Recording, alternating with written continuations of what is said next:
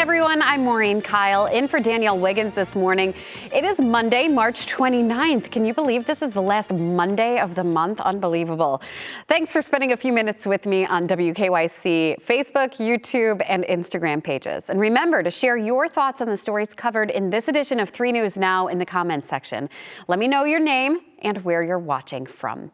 We have your top stories in just a moment, but first, let's take a look at this beauty. The sun is out in downtown Cleveland this morning, but how long will this nice sunshine last? Holly Strano joins us now for your weather forecast for today and the rest of the week. Holly.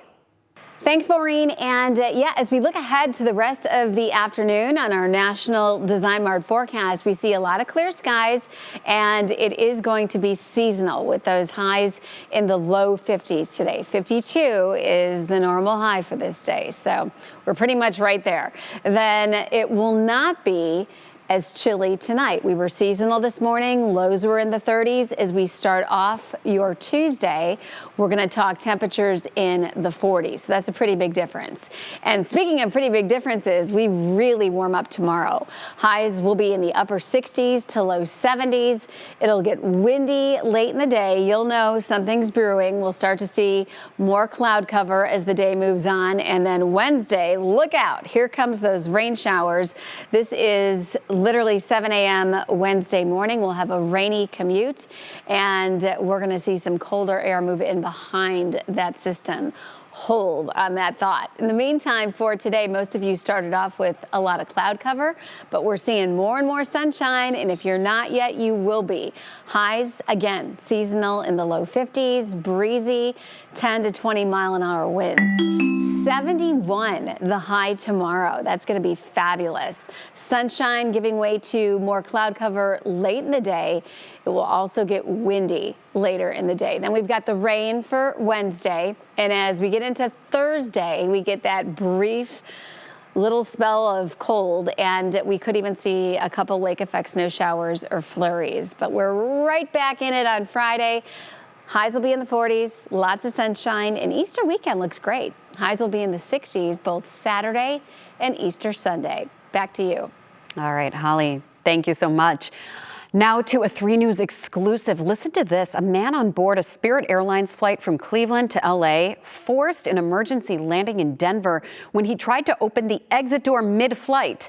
And we've now talked to the Barberton police officer who helped control that man. Officer Stephen Coburn and his girlfriend, nurse and paramedic Chelsea Bohr, were headed to vacation to Vegas when the commotion began about 3 hours into the flight. The man causing the issue said he wanted to kill everyone. But Officer Coburn and security on the plane were able to wrestle him to the ground.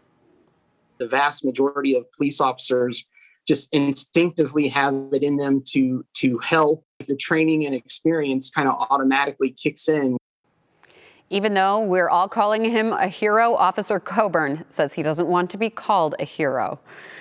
Well, great news in our fight against coronavirus. Ohioans 16 and older are officially eligible for a vaccine today. The portals to sign up actually opened at the end of last week, but today is the first day Governor Mike DeWine planned to allow this age group to start getting shots.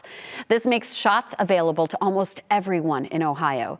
So remember, the state set up a portal to find a vaccination site near you. You can see it there on your screen. That is gettheshot.coronavirus.ohio.gov. You can also call 211 to sign up for the Wolstein Center's mass vaccination site. And if you want that link and information sent straight to your phone, all you have to do is text the word vaccine to 216-344-3300, and we will send you a guide with all of that information. Again, this is a text, not a phone call. You can also find our complete guide to the COVID-19 vaccine on WKYC.com. So just how many shots have been given out at the Wolstein Center, and where are we in the process? Here's what we know. The state says it will give out first doses of the Pfizer vaccine there through April 5th.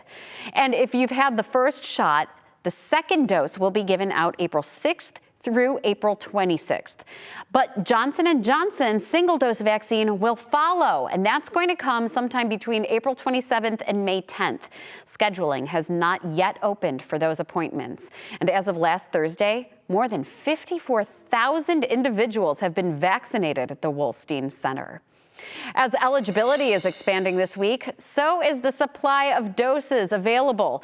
The state of Ohio is expected to get more vaccine this week. Governor DeWine says he expects to receive about 500,000 doses, an increase of 100,000 doses over Ohio's typical amount during this week. All right, switching gears here, we have some tragic developing news now. The body of a missing man, since early February, has been found in Lake Erie. 20-year-old Nathan Arona was pulled from the water in Lorain Sunday after a fisherman called police. Arona went missing with 18-year-old Elena Camacho. Her location is still unknown at this point. There have been a number of searches for the two friends. The sheriff's office says it's too early to determine a cause of death. His family is expected to speak publicly about his death on Friday. The Parma man accused of killing a 5-year-old boy believed to be his son is heading to court this morning. Matthew Ponomarenko is charged with aggravated murder. In a 911 call that he admitted to dispatchers that he killed his own child and he was hearing voices. And happening this morning, the murder trial of a former Minneapolis police officer, Derek Chauvin, begins. Chauvin is charged with murder and manslaughter in the death of George Floyd. Jury selection lasted nearly 3 weeks, and the trial could take anywhere from 2 to 4 weeks, according to the judge. Of course, we're going to keep you updated on WKYC.com with the very latest details as this story develops. And yesterday, Asiatown in Cleveland became the site of solidarity. A march to stop Asian hate filled the streets. It was organized to condemn hate crimes against those of Asian descent. People of all walks of life gathered at 1 p.m. for the very short march. Those involved say it was a chance to be heard. People would say things they would not say to others. I've felt like subject to racism my whole life. Tonight, the city of Cuyahoga Falls plans to have a vigil of their own at the amphitheater downtown at 6:30. All right, it is time for the best news that you will hear all day, and you'll never guess who's back in town. Jelly Beanville in Euclid, and just in time. It's celebrating its 60th anniversary. The annual Easter display is up and better than ever. The yard on Zeman Avenue is filled with eggs, baskets, balloons, artwork, inflatable animals, and of course the Easter Bunny himself will be there this coming Sunday. We spoke with the man in charge, Mayor Steve Cottontail Kalesic. Just a little hope if they could see something that brightens their lives. It's been a horrible year for everyone. So if they could see something and I bring joy to them, I'm happy. The Easter Bunny will practice social distancing. He'll be giving out goodies and collecting donations for the Journey Center for Safety and Healing. That's an organization that helps victims of domestic abuse. And what a great sight to see. If you remember, this was canceled last year due to COVID-19. And if you're hungry for some mac and cheese, today Cleveland Magazine is putting on Mac and Cheese Week. 24 local restaurants are participating. For just $5, you can get the classic comfort food, and each restaurant gives it their own spin. Cleveland Mac and Cheese Week runs through April 4th.